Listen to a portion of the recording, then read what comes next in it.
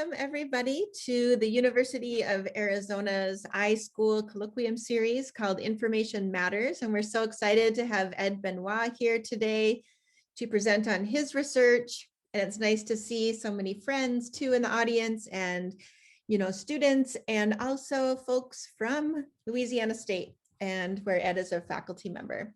So Ed Benoit III is Associate Director and the Associate Professor in the School of Library and Information Science at Louisiana State University. He is the coordinator of the Archival Studies and the Cultural Heritage Resource Management programs.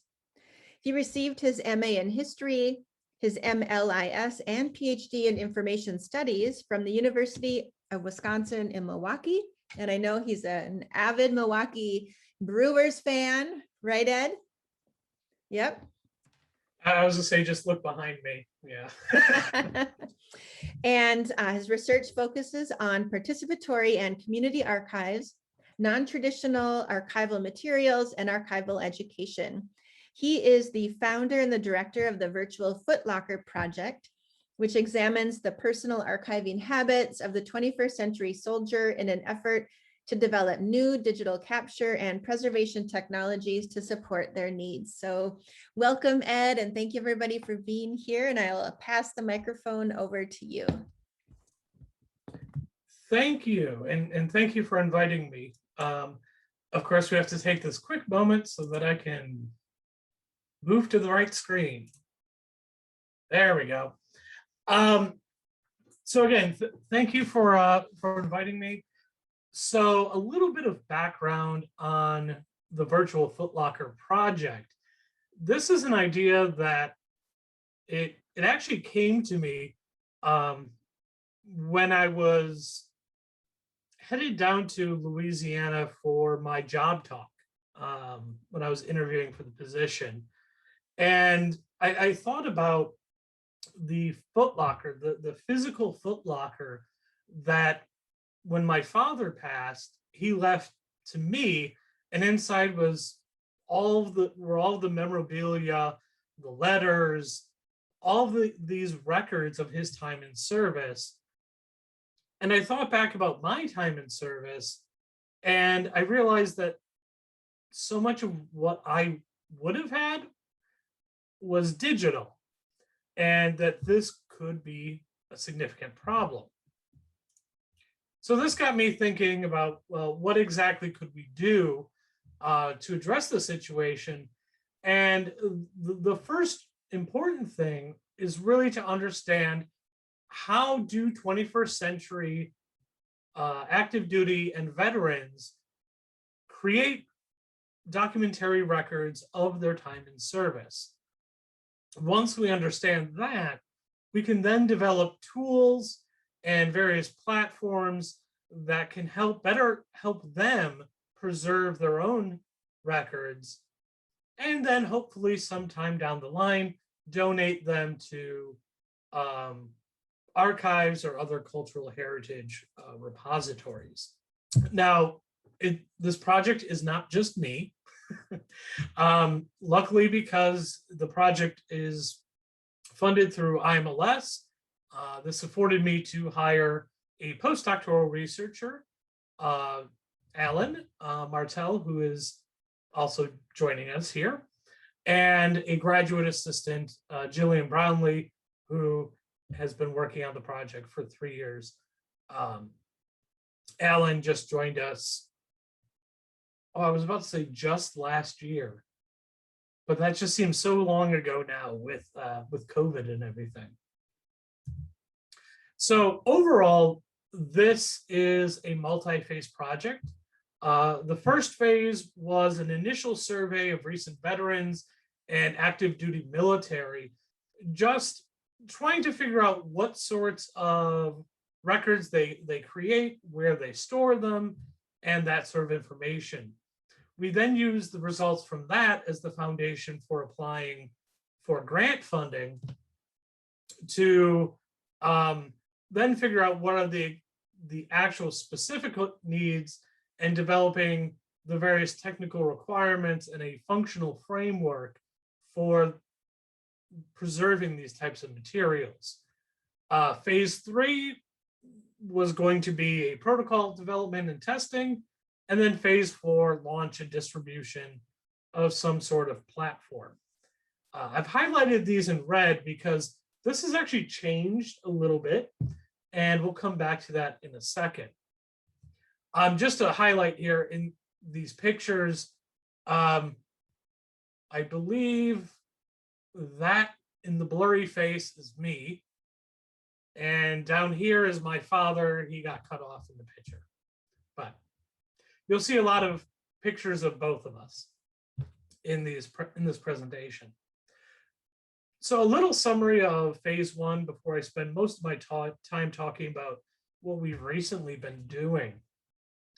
The first phase of the project was a Qualtrics online survey, and we had over 250 respondents to this survey that really highlighted that there are a vast array of different platforms that military members use to communicate with friends and family, but also to document their time abroad. Only a handful really kept journals.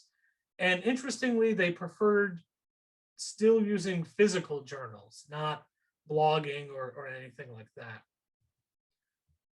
And a vast majority were taking digital photos of their time rather than analog pictures. Fewer soldiers take video, although it's still more than half.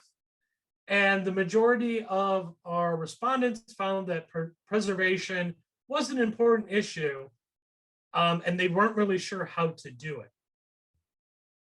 And I just put, if you're really interested in this first phase, there is a publication, and I'll be happy to share this PowerPoint deck with Jamie so she can share it or post it on the website as well.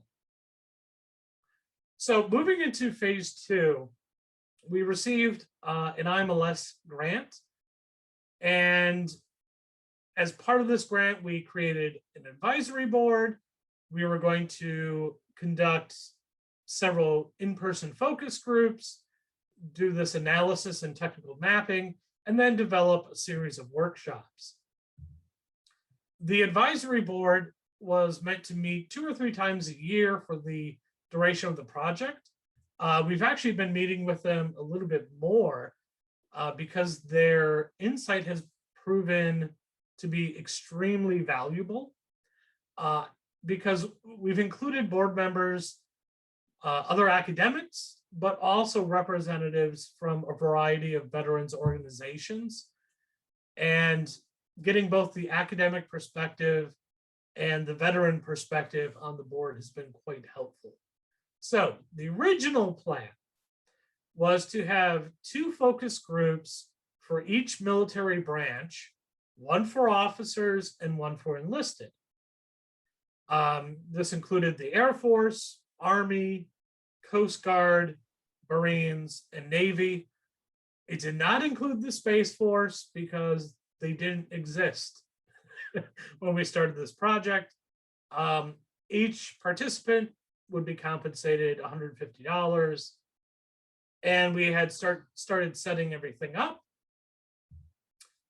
And then COVID hit, which kind of precluded me from traveling around the country and conducting focus groups. It forced us to completely rethink our project and change things to virtual focus groups entirely on Zoom. The nice thing with this, it had that silver lining where, because we weren't spending money on physically traveling, we could actually double the size of our focus groups and do 23 rather than just 12. It also meant we could expand recruitment across the entire United States and spread the focus groups out over the entire summer. Also, as part of this with the protocol, Alan actually worked remotely initially before he recently moved down to Louisiana. We were also able to use the Adobe Sign product to do our informed consent documents and make sure we still had physical signatures. So the focus groups wound up, we had 4 focus groups for each military branch, 2 officers and 2 for enlisted. And then we also did 2 focus groups that only had female participants, because we wanted to make sure that if there were any cross-branch issues that would come up from a gender perspective, that we would be able to identify those. So a few lessons if you're ever going to do Zoom focus groups. First, be sure to use the waiting room. By doing so, you can allow participants to change their screen names to a pseudonym if they wish. Record to the cloud, because this allows for automatic transcription. Be sure to capture the chat box. We were surprised how many people put things in there. Allow for both phone and video connections. We had some people who joined purely on phone and some who did video. Be sure to keep in mind that there is a speaking delays, and so you need to pause more frequently to avoid crosstalk. And also double check how things work at your institution as far as the security issues related to Zoom, to make sure that things are being encrypted. And of course, keeping track of time zones, which is always an interesting thing. So overall, after all of our focus groups were completed and transcribed, we wound up with just shy of 100 participants. I really wish we would have had that last person, but we had 99 participants. So during this presentation, when you see count numbers, they're very close to the percentage, but not exactly. The participants were mainly enlisted, and with about 30% officer, and this really equates to the breakup of the military itself. When looking at the ranks, the majority were more in the mid ranks, E4, E5, same thing with O3 and O4. Racial breakup, it was 3/4 white, which again is similar to the military composition as a whole. There was a 56-43 split between male and female and 1% other. And the branch makeup primarily Army and Air Force. The Navy had about 20%, Marines 15%, and Coast Guard 15% as well. And then the majority of our participants were in their 30s, although we did have a few participants in their late 60s. So let's move into talking about how we analyze this data and what the data has actually reflected to us. So we used in vivo for qualitative data analysis, and through an open coding technique, developed a code book that had 14 major headings, as listed here: joining military, VA or hospital records, record loss, reflection, technical issues, record keeping, military separation, feelings, communication, record format, uses, disposal and storage, concerns, and military location. Under these headings, the numbers behind them indicate how many subheadings there are. And do not worry, I do not have a slide showing every single subheading. That would be a little bit crazy. But there are 225 subheadings or subcodes under the main codes. In total, after going through all of the coding, and a particular shout out here to Alan, who spent a lot of time coding this, there were 3,000, just over 3,000 references and almost 2,300 cases. So just to delineate between the two, a reference is a single instance of a code. And so this is a pure count of how many times a code appeared amongst all of the participants. The cases count the individual codes per person. So if participant 1, if their discussion had 3 instances of the same code, that would be 3 references, but 1 case. So by looking at the case count, this really helps us normalize the data so we can compare apples to apples as we look at things. Okay, this is a bit of a scary chart, but it does show the breakdown of every type of code. The majority of our codes had, unsurprisingly, to do with record keeping, with concerns and reflection being the next big chunk. The rest were relatively evenly split. Under other, the entire set of other here equates to 4%, including all of these that are under 1%. So if we look at the most common codes by case, photos and video is the top one, privacy, clothing, digital and printouts, closet and boxes, deployed. This really doesn't make sense as a single list, but people always ask me, well, what were the top 10? Well, here are the top 10. What's more interesting is if we start looking at them individually. In the area dealing with communications, this looked at how the aspects of their conversation where they highlighted how did they communicate with friends and family. And while there were others, these are the main ones that came out. Phone calls, email, Facebook, texting, letters and packages. And what I find really interesting here and throughout is there's a combination of both analog and digital approaches throughout.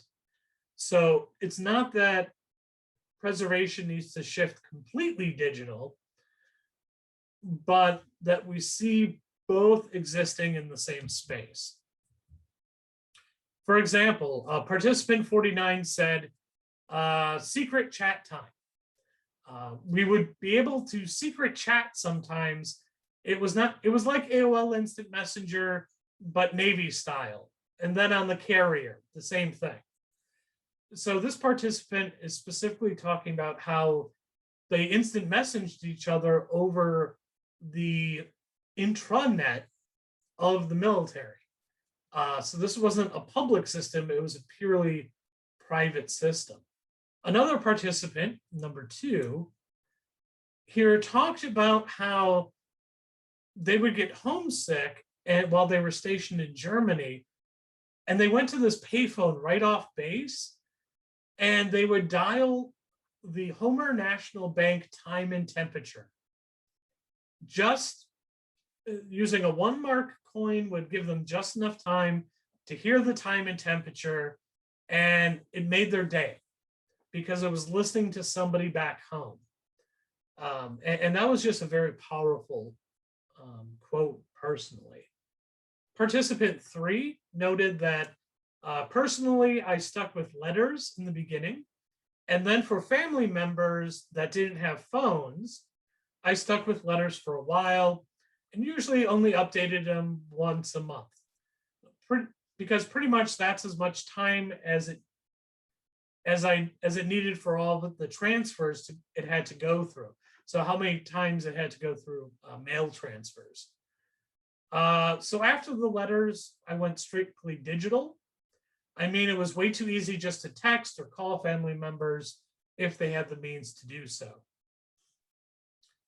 Another participant noted the use of FaceTime during deployment, if they had a good enough connection, or if not, they would just use Messenger or email. It really depended on the strength of the cell service where they were.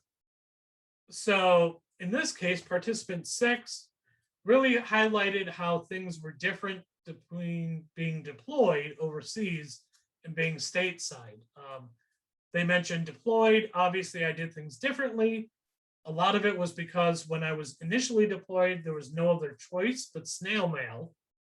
So I was actually, and that's what actually started me to do the journal, is that, of course, writing letters back and forth to family members, it really generated me to start a daily journal. Another person talked about how their time in service, it changed. In the early 2010s, Wi-Fi was very spotty, so it was more physical letter writing, but later in 2015, it became more emails and digital. Another really interesting thing was what I would call non-traditional letters. A lot of people mentioned sending postcards, greeting cards, things like that. And in this case, the participant highlighted how much they really liked postcards. And it wasn't just the messages, but it was the images, that it forces you to keep things simple, to synthesize the high points and tell someone you love them, send them a picture that matters, receive one back from home. And it was really just powerful to have that and look at it. So that kind of summarizes some of how communications were really important, and these various methods are being used interchangeably. Something about letters and packages that I didn't have a full quote for. A lot of people talked about receiving care packages from home, but they weren't from friends or family member. They were just from the local community, and how that was very important to them as well. One of the areas in this study that I was really interested in was how our participants discussed concerns they have with preserving their materials, using cloud-based services, donating things to archives, and things like that. And far and away, people really expressed privacy concerns with their own material and how they can protect the privacy of their own goods. In this case, participant 8 highlighted that they were in special operations, and they can't really share stuff because they have pictures of other people that were also in special operations, and that's all classified. They go on to say, maybe down the road, I could put it in an archive, but for right now, it has to be in a private cloud, and I need to keep it there. Another participant noted being skeptical because although Google probably knows everything about me, I guess I would prefer them not to know even more. And they were referring to loading things into Google. Participant 46 here said, I think it would be helpful if people knew how to preserve things, and that was part of the education of military members, because so many people don't understand the need for privacy for certain things. I know I've worked in school districts that are very anti-military. So for me to have pictures just generally on the internet of me in uniform, because they think I'm a baby killer. When I'm a pediatric therapist, it's very weird to me. But these are very real conversations that I've had to have with people. So even just pictures of me in uniform, depending on who I'm working with, or because who I'm working with doesn't need to know that I used to be a military member, it can be a privacy issue. Yet another person highlighted the issue of being a former intel person and needing to protect information that way. On a completely different aspect, participant 70 just flat out said, look, they're going to create museums eventually. They're going to need things for these museums, pictures, letters. But the military completely blocked us from sharing any of this after 9/11. Floor, stop that. And now what are they going to put in it if we don't help military members preserve their materials? One of the other areas that was really interesting was how the participants talked about where they keep their records. Unsurprisingly, most of it is in boxes that have gathered dust in the back of a closet or in the garage or in their closet. A lot of digital material is stored in the cloud. It's stored on social media, or a lot of people talked about having physical hard drives that they have no idea how to get things off. And a handful talked about already having donated their materials to archives. One participant really highlighted this issue of having things in their garage. She noted, I can't speak for all females, but I know for me, a lot of it, I just wouldn't be interested in because everything's in my garage. It's locked away right now. I purposefully have to prepare and go down to the garage and get the stuff out if I'm going to go down memory lane, because it can be triggered or triggering for a lot of people. I know a lot of the female veterans I work with, any type of seeing a man in uniform is triggering for them in that way. So it's important to keep in mind that veterans, the way they store the records may not just be a convenience thing. It may actually be not just physically putting things in a box, but emotionally putting them in a box.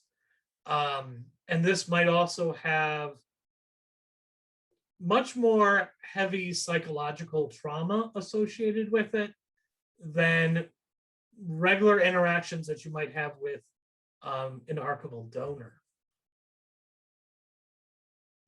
Another participant talked about storing their material in Tupperware, and then actually asked us, well, is that the way you should do it?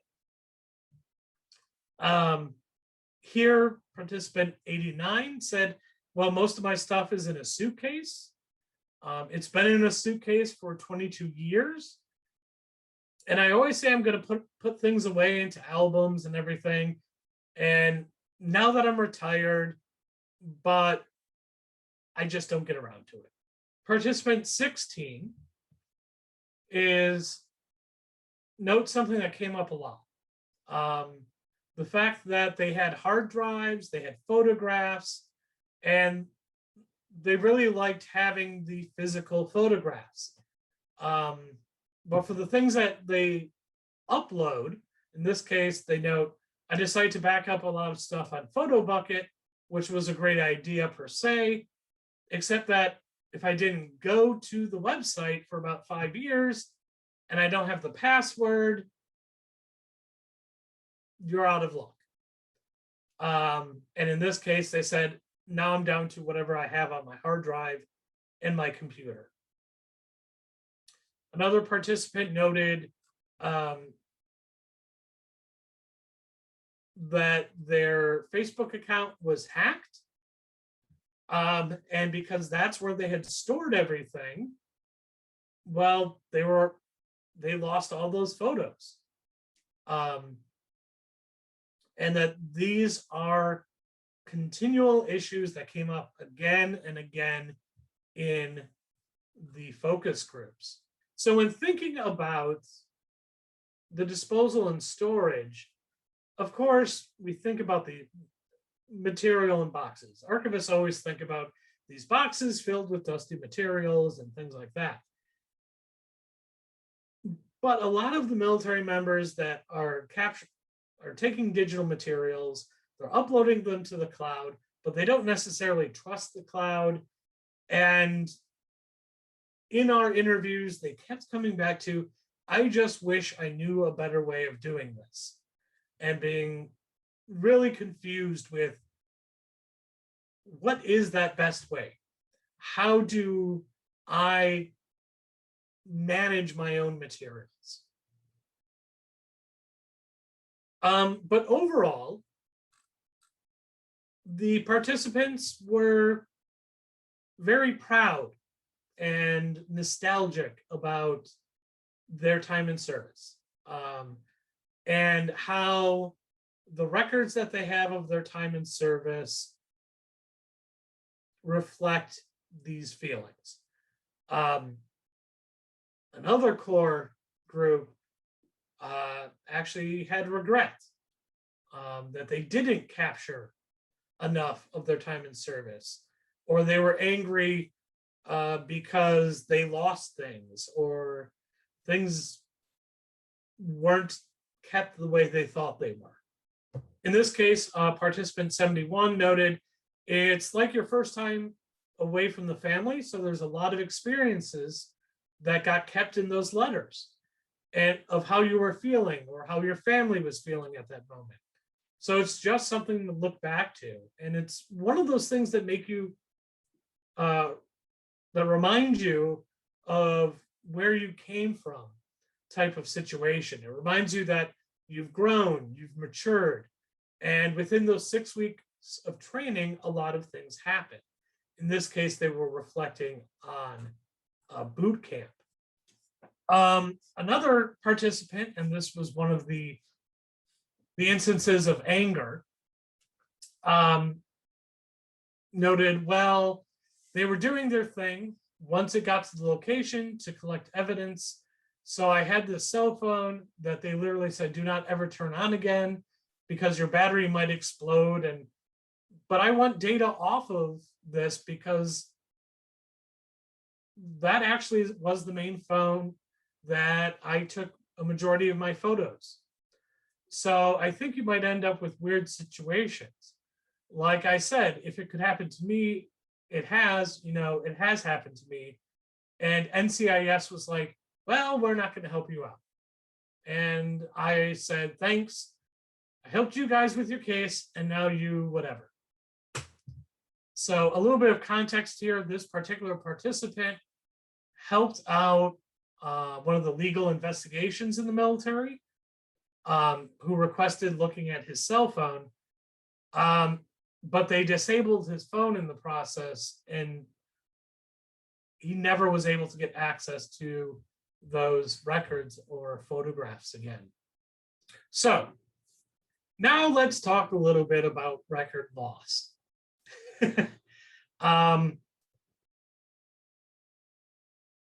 There was a lot of discussion about, well, first, either members who regretted the fact that they never really documented, they didn't take photos, they didn't write letters, they didn't do anything like that. But what was really interesting, and it brought up memories of my own experience, were the number of people who had things go missing during moves. For those of you who are unfamiliar with the military moves you around a lot. And you rely on the military to move your household goods.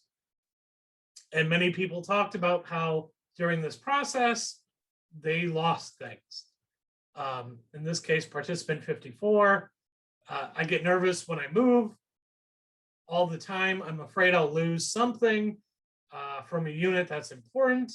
I've had the unfortunate experience as well of having moved and my boxes didn't come. So you start to get a little bit paranoid. Another participant noted, every PCS move, that's a permanent change of station when you move from base to base. There have been things that I bring that I don't trust anybody else to pack. Photographs always go with me just because there's a real risk of losing things. And I think the biggest challenge is that every season, every move season, it's like a roulette wheel for what's going to go missing every time you move. But just being, I kind of keep everything that's super, super important locked up in folders, and I hand carry it with me because I don't trust them. In this case, participant 8 noted, there's a lot of stuff I know now that I wish I would have known when I generated a lot of the photos and videos, especially because they actually lost them. So when thinking about record keeping, again, some of this is not a surprise. Military members take a lot of photos. They take video. You have your letters and your email. But there are also a large majority. I mean, we had over 50% of our participants talk about the importance of their uniforms, their boots, the number of people who talked about keeping their boots and how to preserve that was significant. They collect trinkets from the various places they go, little doodads, and they often mentioned how it wasn't an expensive item, but I liked getting little things from every place I visited. This also includes, there were a handful of people who collected dirt from every location they went to. And then you'll see here up towards the top, something called a binder. And we're going to come back to that because that is really interesting. As far as the format, things that are both analog, but mainly going digital. Reflecting on their documentation, they really documented things because they valued the memory and they wanted to protect it for future generations and for just to reflect back on their time. As participant 24 noted, for me, I like to keep things just so when my son gets older, he can see it and be like, wow, my mom's a badass. I mean, I'm going to remind him as long as I live that I'm a badass, but just so he can see all the stuff we have. My husband's grandpa, he still has stuff from when he was in, and he actually went through it with him not that long ago. So it'll be nice to go back and look to see what you've been through and the experiences that you had when you served. And then another person noted, I think, well, the only thing I'd add to that is a lot of these items kind of attach, like in our memory, blood, sweat, and tears that we work towards. Like another participant, his ruck, like all the miles that he didn't want to do with his ruck, or so-and-so with his helmet. Because actually, I had a pretty similar job as far as using a helmet and stuff. And that helmet was a good physical evidence of all the hard work that I put into the Air Force and all the time that I spent and all the special memories. And we sacrificed a lot to earn those items. That's why they're so special. In asking the participants about how they use these materials, the majority talk about having them on display in their offices, in their homes, but others do note that they use them purely for reminiscing, or they use them as conversation starters. And then a handful talked about keeping them for museums or for educational purposes. Okay, so this was a lot of going through various codes and all of that. What are the key findings? Aside from having a mountain of data that my team and I are still working through, there are several things that we came away knowing about these records. I'm going to come back to Love Me binders, but the impacts of frequent moves between duty stations and deployments, these military members are losing things frequently. And there needs to be a better system to protect these items as they move from place to place. They also have very limited space as they move and to display things. So they tend to weed out their collections themselves. There has not been a complete shift to digital. There are still lots of analog materials. So when creating systems and ways to assist these military members, it needs to be twofold, both physical and digital. Just as important is the fact that there are both artifacts and records. A lot of times in the archival world, we get overly focused in on archival documentation and records, and we leave the artifacts for the museum people. And with so much of this military material, there's just both. There's the physical objects that have just as much information and memory and heritage associated with them, that they need to be given just as much focus in any preservation program or training. There also needs to be more direction during active duty. Archivists, museum educators cannot wait until after people leave the military to then go and say, hey, we'd like to help you gather your things and preserve them and maybe digitize them. By then, it's too late. People need to know while they're active duty what best practices are, how to maintain digital objects, how to identify what they might want to keep. And this was something that we not only intuited out of the data, but it's something that was actually said repetitively, I wish I would have known. Which brings me back to Love Me binders. This was a very interesting case. While I was in the Air Force, I had never heard of a Love Me binder. So when this came up for the first time in one of our focus groups, it piqued my interest. And then it came up in the second one, and the third one, and the fourth one, and it just kept coming up. What is a Love Me binder? Senior enlisted personnel and senior officers have been instructing their junior colleagues, new airmen, new sailors, to keep their own records, to create what they call a Love Me binder. This would include copies of all evaluations, commendations, every bit of military record, because you cannot, according to them, you cannot trust that the military will keep it for you.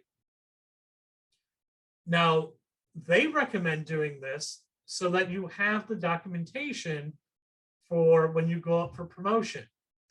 Later in life, when you apply for veterans benefits, when you apply for VA benefits, that you have this. But in emphasizing this, the creation of a Love Me binder, they've actually helped create the documentation that archives and archivists really would love to have. Oh, and Alan just popped on there for a second. I thought he was going to add something about the Love Me binders, but I'll wait for the discussion bit for that. So in our team conversations, we've talked about how creating community events to help digitize these Love Me binders would be a very relatively low-hanging fruit approach to help digitize a large amount of veterans' records. There's some ongoing analysis that we are still doing. You'll note today I've talked about things from the aggregate as a whole. Well, there are many trends within the various variables. What do officers do that's different than enlisted?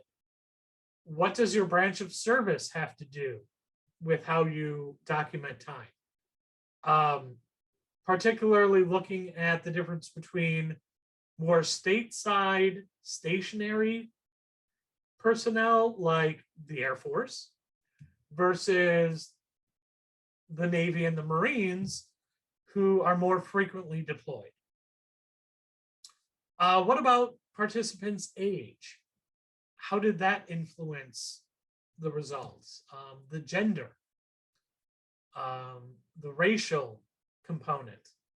My GA, Jillian, is also looking at a social media site called Together We Served, which the best way I can put it is it's a veteran created and veteran run version of Facebook,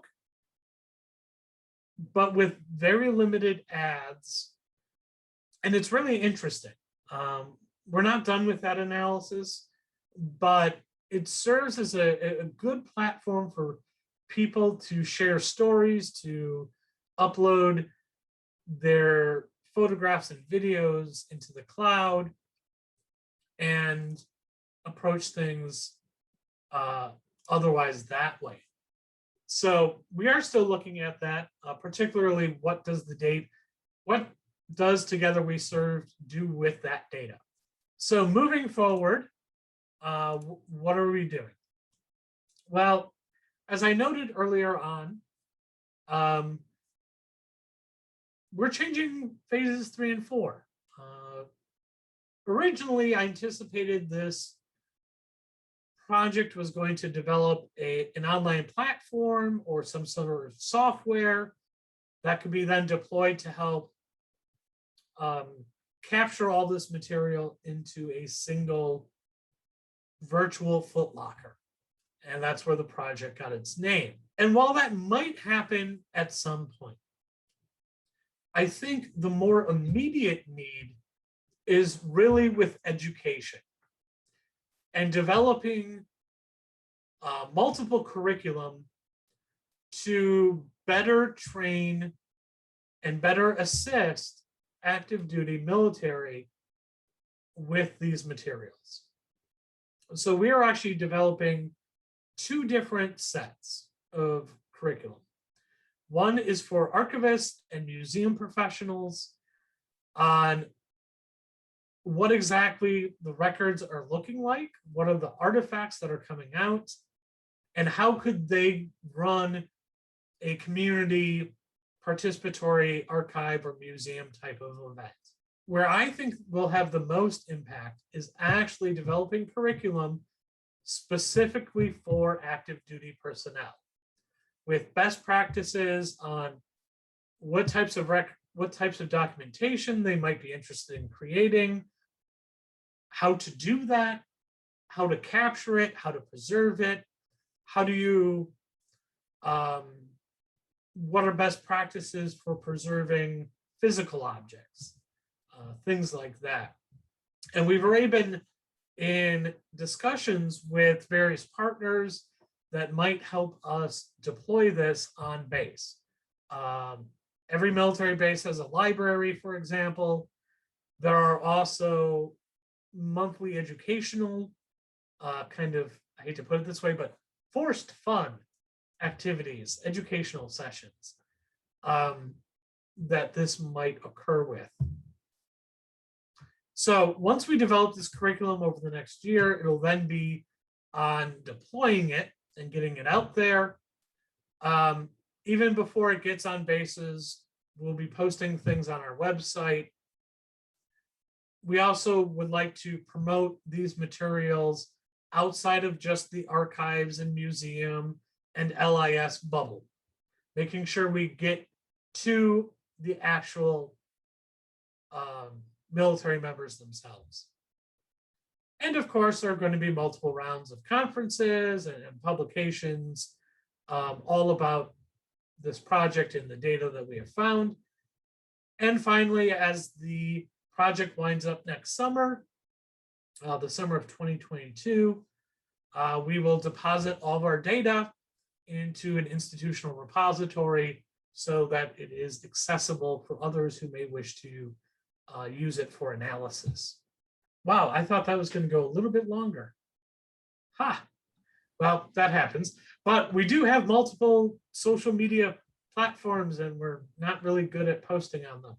So go to our main website, virtualfootlocker.com, which some people have commented they were shocked that they didn't sell shoes because they thought we were Foot Locker, but online.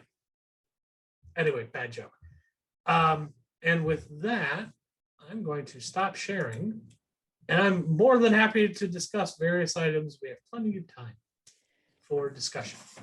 All right. Well, thank you so much, Ed. It was awesome. And I do have one question to start us off with. I was wondering if you could tell us how you've been personally influenced by your research. Sure. So as I've noted several times throughout this, I did serve in the Air Force. I was stationed in Minot, North Dakota, which, if anybody who doesn't know, is about 5 minutes from the Canadian border. I was a B-52 mechanic. So I can fix your airplane or write you a thesis. One of the two. During this process, it's really interesting, but as a military member, I didn't spend much time with other military members of various branches. I didn't really talk to Coast Guard people.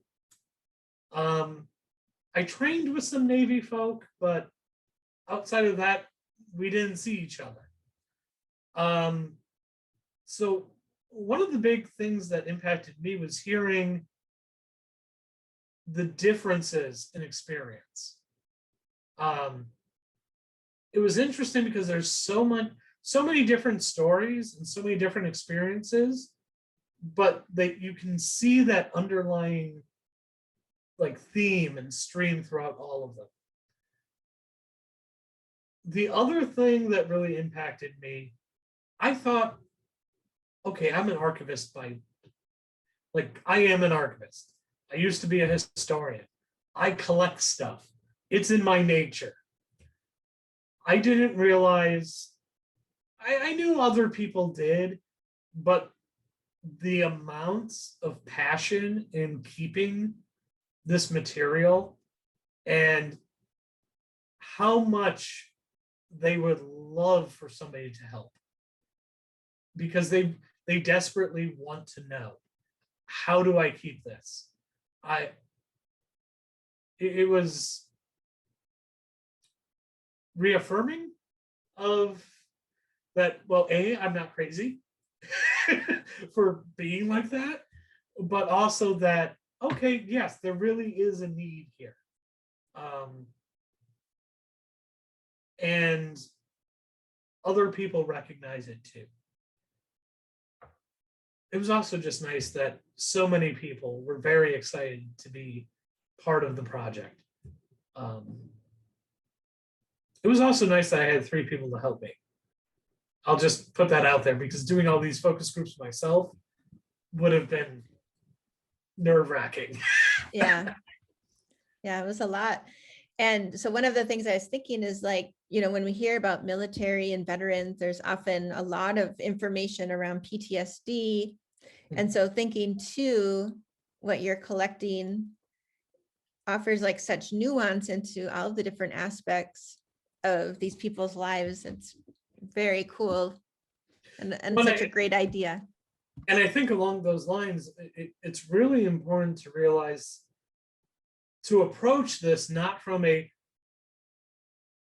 archivist and museum people, we want to help so we can get some stuff. No, that's the end product many years down the line, that some of this remains and eventually might get donated. But it's to help people with their own memories and their own legacy. And as a handful of our participants noted, and you just said, how some of these intertwine with psychological trauma that they work through. And that gives those records a much different meaning and a different value, if you will. Ed, would you mind if I just add something real quick? Yes, Alan, do you want to appear on camera or voice only? 1 second. There. So this is Alan. Hi. Wait. I can't get my pointing right on the screen. Hi. Yeah, no, I mean, I just wanted to really to just very quickly point that while we were doing the focus groups, it really piqued my attention how I think the point in which to me it became evident that there were some instances of trauma associated with experience of service is when people talk about how difficult it has been for them to reintegrate to civilian life. Especially, this came mostly for the people who had finished serving. I don't recall listening to anything similar for people who are still active. And then how for those individuals, it seemed to me, I still need, we still need to look at the data more closely, but it seems to me like there must be a connection there, at least among those people, between how they, their drive to document and somehow an effort to come to terms with whatever it is that they are struggling in the present as a result of their time of service. Yeah, and I would add to that. It was always interesting because doing these virtually, you got people from all over the country. And with any focus group, they're going to be a little hesitant at first. But the second they connected as, well, we're all Marines, we're all airmen. And yeah, they just went off. There was very little moderation. Like I didn't have to jump in a lot. They just kept talking. And it was as if long lost friends were being connected. People who shared who had a shared experience. Mm-hmm. Anybody have a question? Oh, here's one. Are there plans to expand this research to an even larger sample size? Probably not at this point. Getting 99 people was a lift. Honestly, towards the end, we were borrowing and stealing, and just please just do our last focus group. But I will say that any curriculum development that we do is going to include a significant assessment mechanism to determine if it's actually working, is it addressing the needs, what needs to change, get updated, things like that.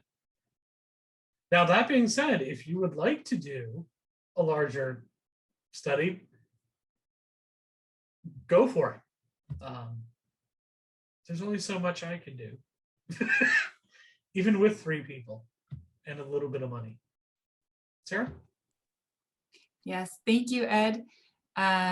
Lots to think about, and I really appreciate the transparency with which you shared so much of your data and your process and thinking. So along those lines, clearly the pandemic has done a lot in terms of affecting research these days. So I really appreciated hearing about your thought process a little, but I was wondering if you would expand on this, on how you made the decision. And I don't mean to do too much soul searching, just share what you're comfortable with, but how you decided ultimately to focus on education as opposed to perhaps the deliverable of a VFP product, if that's how you think of it, that maybe, you know, is of a different time these days. Thanks for the question. I'm going to come back to the methodology bit because there's a fun little story about IRB and them not ever considering a virtual focus group. But part of our original deliverables were workshops already. It was in the plan. But it was really about halfway through conducting the focus groups, even without getting into the coding and all that. I could already tell that we had to deal with a situation much earlier, that working on the capturing part, I'm trying to come up with a good metaphor, but I can't right now. So it would be jumping ahead in time and creating a solution before dealing with one of the other issues. And as we talked to our advisory group, our advisory panel, a lot of the conversation really got into this of what is the best way of getting advice to active duty people? And it was through these conversations that we had as a group, but also individually. I met with several of them individually and via email and things like that. And it was really with that and realizing that, okay, to be frank, this is a more concrete deliverable that we could then look for additional funding to help deploy, rather than just having a framework, like a technical framework, but actually having something that you can give people. I'm not sure if that answered your question. Kind of, sort of. I think I was with you until you mentioned technical framework. Like, oh yeah, just expand a little bit, I guess, on that what I meant by that is just like a preliminary technical something platform, or not protocol. What's the word I'm looking for? The first time you test something, it's Prototype. Thank you, Alan. It's a Friday, okay? It's Friday after 3 Central Time. But yeah, so rather than jumping to like prototype development, it's like, there's something before this that we need to address. And we did put that in our update to IMLS, and they seemed fine with it. So I think they like that we were reflecting on the data itself. Quickly about changing methodology with the switching to virtual. In doing so, I immediately said, well, we have to rethink how informed consent and all that's going to work. And I approached our IRB on campus and said, is there a protocol for online virtual focus groups? And they said, no. So I got to be part of a guinea pig of developing the protocol and how you change your informed consent script, and as even getting into where are the recordings being stored, what server, is it an on-campus server, is it an off-campus server, where are the transcripts, how long do you maintain them, all of that in and out was something that had never been done. So yay, groundbreaking. And actually, apparently right after me, about 15 other studies on campus switched to Zoom based because, you know, federal grant money doesn't wait around. You have to keep moving forward. Any other questions?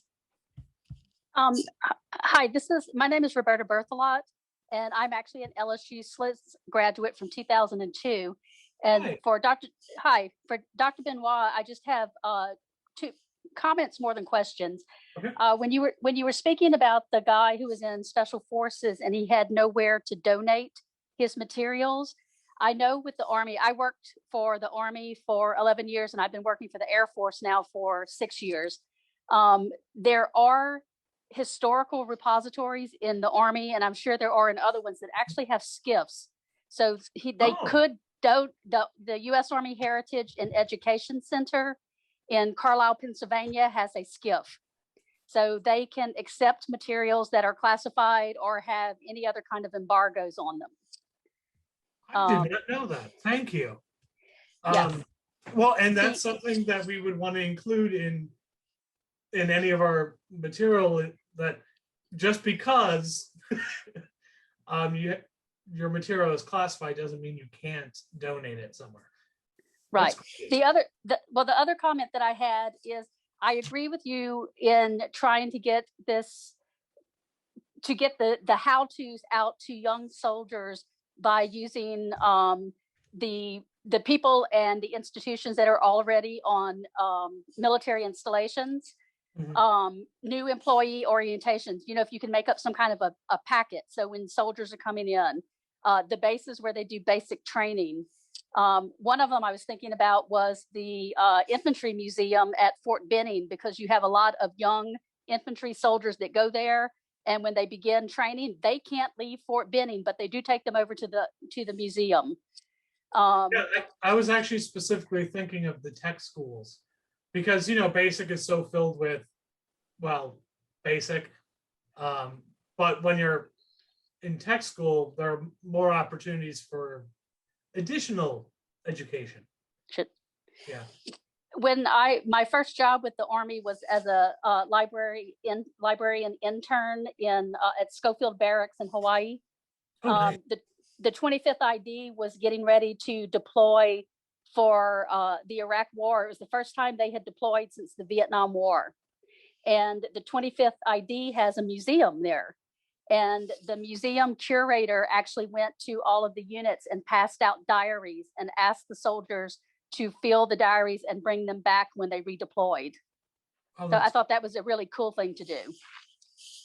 Yeah, and this is why I'm so pleased on our advisory board that we have people with Wounded Warriors, with USO, with all these agencies that can really help out. But no, these are great ideas. I think this is a great program. Oh, thank you. Yeah, I do too. But I'm a little biased, so. Any other questions or comments for Ed? I'd like to ask you and Alan a little bit about how you worked out the coding system through NVivo. We're using Deduce on our project, and so I was just curious about like your own process and coding. So one thing that NVivo, for those of you who are not familiar, is very expensive. And they try and sell you this collaborative cloud feature, which is an add-on extra like $1,000 or something ridiculous. But we were able to, because we had a shared box folder, as long as we didn't both try opening the document at the same time, we could keep using it one at a time, so we could collaborate on it. The way, and Alan, you might have to remind me, but the way we did an initial pass of, I believe it was about 5 of our transcripts, where we went Yeah. through and, well, did an initial pass individually. We then got together and kind of merged those two to make sure that we were on the same page as far as the development itself.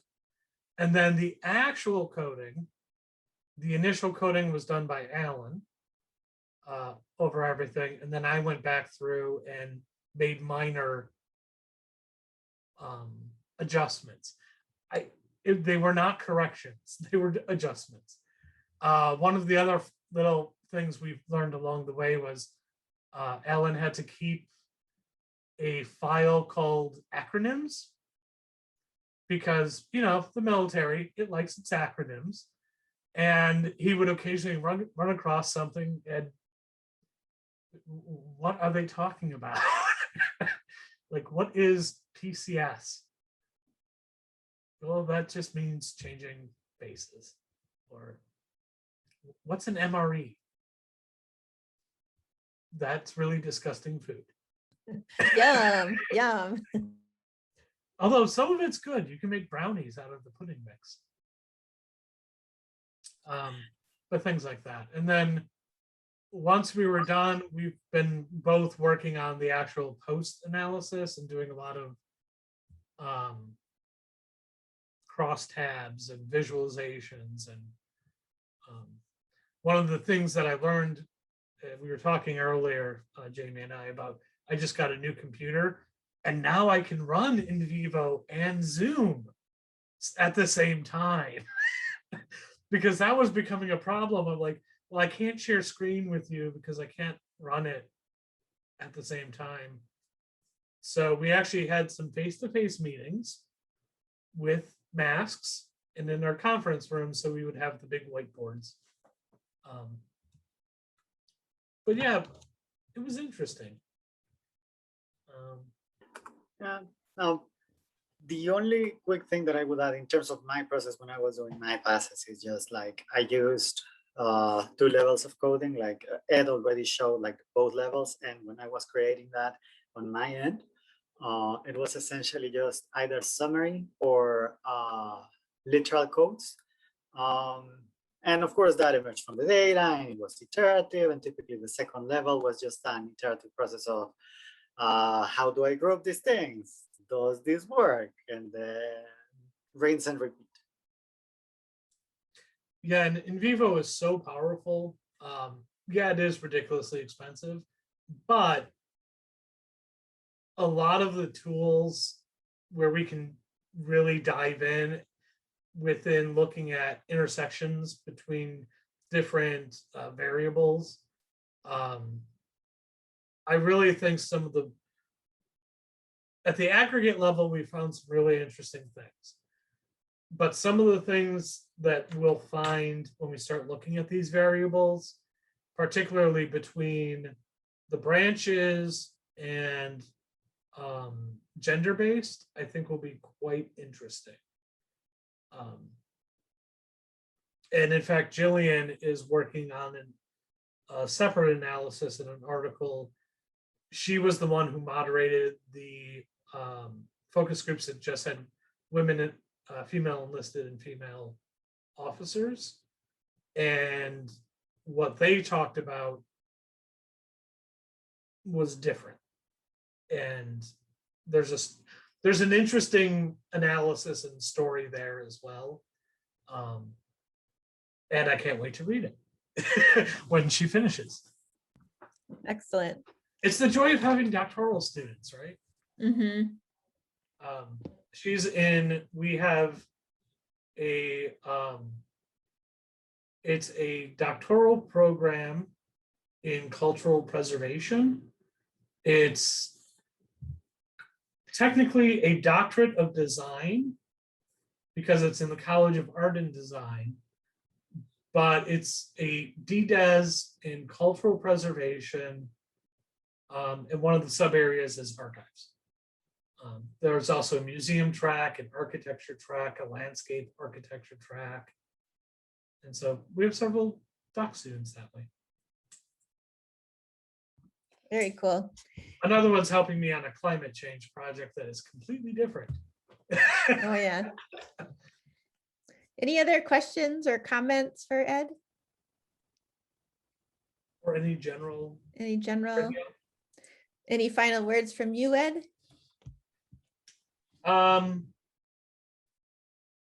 Not really. Tucson's nice.